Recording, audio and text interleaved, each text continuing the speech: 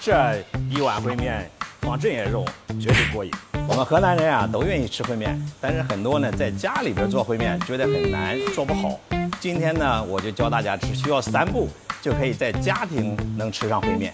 我们做烩面呢，第一步呢就需要烩面汤，这就是所谓的我们的羊汤。如果在家庭做的话，你买回来的羊肉，把羊肉呢洗干净，焯一遍水，直接放到清水里边煮，只需要加一点葱姜和白芷。这个我们煮好的羊肉已经煮烂了，我们给它切成丁，和家里边块可以稍微大一点，这样呢吃着呢口感更舒服。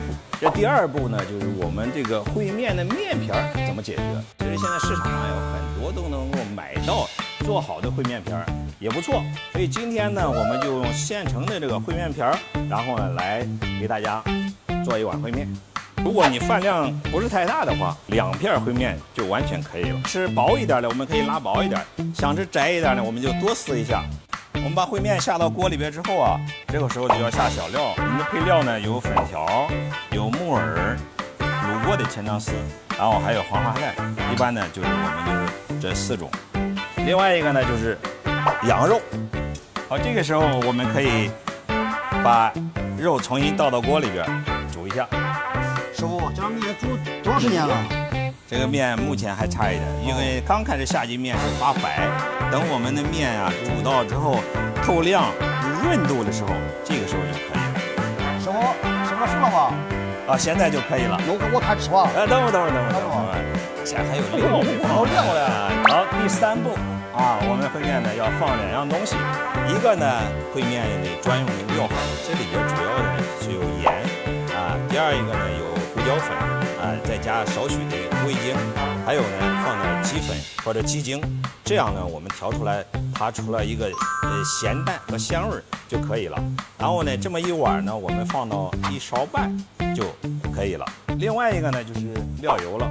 大家说这个料油在家怎么做呢？和大家说一个方法，你去超市里边啊专门有煮羊肉的香料包，你把那个香料包买回来，然后呢你放到锅里边，上油一炸，就是香料油。出锅的时候再少放一点香油就 OK 了，再加上灵魂的料油。第3步就把这个面呀和这个肉还有这个汤盛到碗里边就可以了，这样一碗烩面就 OK 了。师傅，这白挺白的，但是我缺点东西啊，感觉看着。对吧？最后一步还有东西呢，放2个枸杞子在这里边，然后呢我们再放上香菜，这样一放，你看漂亮了吧？太漂亮了。好，吃的时候怎么办呢？再给大家教一下，要搅一下，因为我们刚才把料都放到下边了，这个料就均匀了。你看，这一碗烩面肉，你在饭店你能有这么多肉吗？